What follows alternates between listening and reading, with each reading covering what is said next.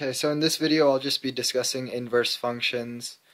It's an Algebra 2 pre-calculus topic as well, but in terms of calculus there's a portion where there's a way to find the derivative of the inverse function.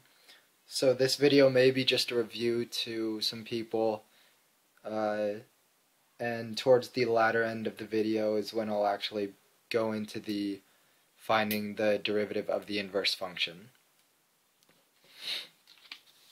So an inverse function can be defined as a function g is the inverse of the function f if f of g of x equals x for each x in the domain of g, and g of x equals x for each x in the domain of f. What that means is that for this first one, if you take your whole g of x function and plug it into f of x, then you should just get out x. For right here, if you take your whole f of x function and plug it into the g of x function, then you should just get x. That's if the two functions are inverses of one another. An inverse function is denoted by f to the negative first. That's f inverse. This could also be g inverse, but we'll just go into an example. So show that the functions are inverses of one another. So we'll start with the left side. F of x equals the square root of x minus 4.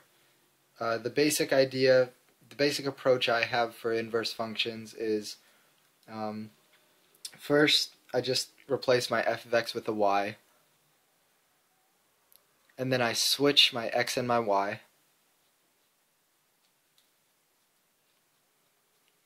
and then you isolate your y. So I already started to do the process here, but first thing to do to isolate the y is square both sides to get rid of that square root. So you get x squared equals y minus 4. Add 4 to both sides, and you get x squared plus 4 equals y. And then you want to make sure to once you've gotten that, you want to make sure that you change this y back into f inverse like that.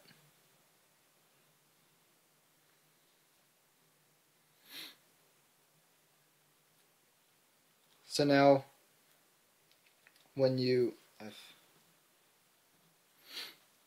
for the g of x equation, we'll do the same thing. Replace g of x with y. Keep the right side the same.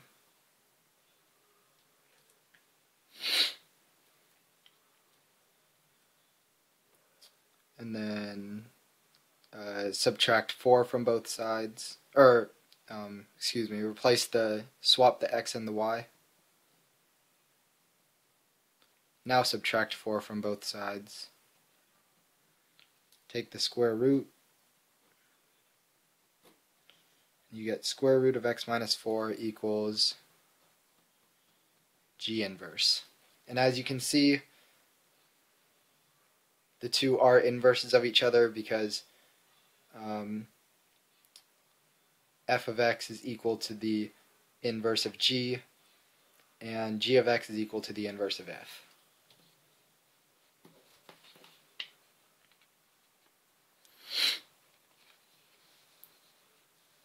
There's also another way that you could go about to showing this one using the definition. You could do, if you wanted to, I find it a little bit more tedious, but if you wanted to, like say you wanted to prove that these two were inverses, you could go f of x equals square root of x minus 4. And then you can plug this whole piece into the g of x equation. So then it would be g of f of x, like it says in the definition right here, equals, plug in this for our x squared plus 4. That's going to equal x minus 4 plus 4, which just equals x. And I mean, it can get a little bit more crazy with when you get into some more complex problems, but that's the other way to prove that the two are inverses of one another.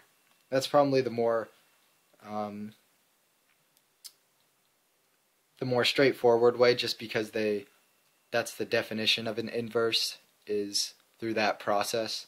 And you could do the same thing by plugging the g of x equation into the f of x equation. So the reflexive property of inverse functions just states that the graph of f contains the point AB if and only if the graph of f inverse contains the point BA. So that's just saying, like, if you can recall, inverse functions are symmetrical across y equals x. So say we have two functions like this. It's saying that, say this one's f and this is f inverse. The point 2, 1 on this point is going to be the point 1, 2. Is going to have the same slope right there as the other point on the inverse.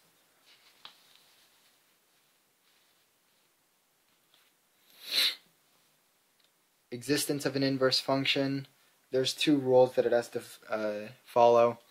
First one is an inverse function exists if and only if the function is 1-to-1. 1-to-1 means that it passes both the horizontal and the vertical line test. So a parabola on its entire domain would not be 1-to-1. However, if the parabola only went from 0, if they stipulated that the parabola only went from 0 to some value, then it would be 1-to-1. If f is strictly monotonic on its entire domain, that means if it's either increasing or decreasing on its whole domain. So as you can, like, say we have a function where it's like x to the third. This is increasing on its entire domain.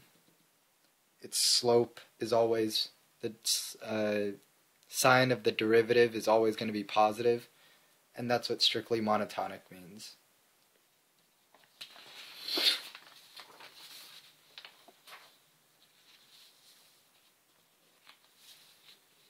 So here we're going to find the inverse of f of x equals the square root of 3x minus 4. First thing we'll do is just replace f of x with y. Second thing, we'll swap our x's and our y's. And now we're just going to isolate the y. So square both sides. Add 4 to both sides. And divide both sides by 3. And then don't forget to change that y into f inverse.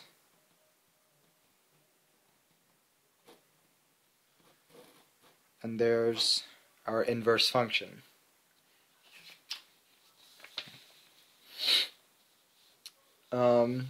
Just some basic properties of inverse functions. I'm not going to read them all, but here they are. Just basic ideas, properties about them.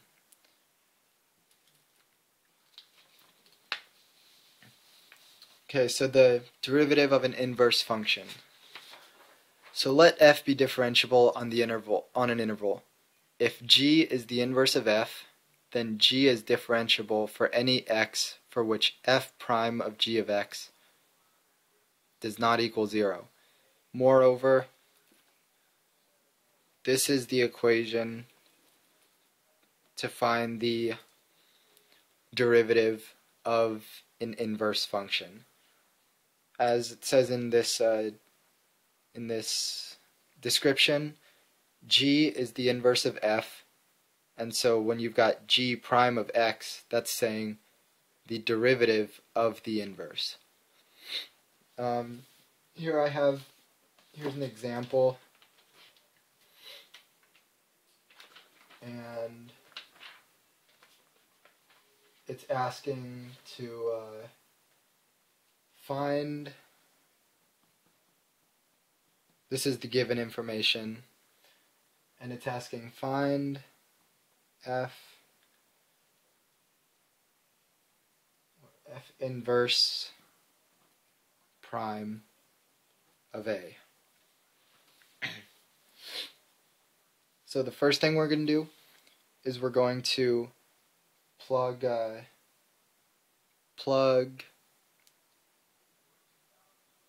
okay, I'm actually running out of time on this video, so I'm just going to continue this in a second video. This video I'll rename it to just general idea about inverses, and then the video with this problem will actually be titled derivative of an inverse function.